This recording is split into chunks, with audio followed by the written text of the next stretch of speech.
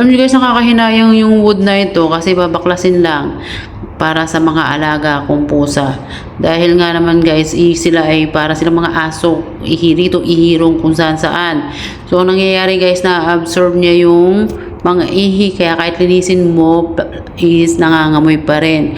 Although waterproofing naman siya, kaya lang sa tagal ng panahon na pagka nakastay ang isang mga hayop na nakatira dito is talagang yung ano niya, yung amoy niya is mangingibabaw. So yan nga po guys, grabe ang tibay-tibay pala nito. Dahil kahit baklasin siya, hindi siya basta-basta mabaklas. Yung pagkakatikit niya, yung ibabaw hanggang sa ilalim guys, kung makikita nyo, yan ang palang ang nangyayari ng mga trabahador dito sa loob ng 2 araw. At take note, 4 pa sila guys ha, 4 pa sila.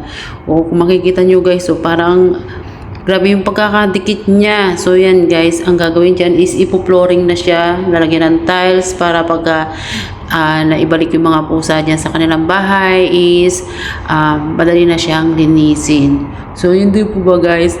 At saka take note guys, ang mahal ng pagbabayad pala ng workers dito. For workers, umaabot siya ng 100 RM. Magkano sa pera natin yon? Depende sa palitan na sa 1.5 per day nila. So 4 yung nag-work nung 2 araw na yon. So magkano na kaagad? Diyos me, mahabagi. Parang ka nagtapon pala ng pera.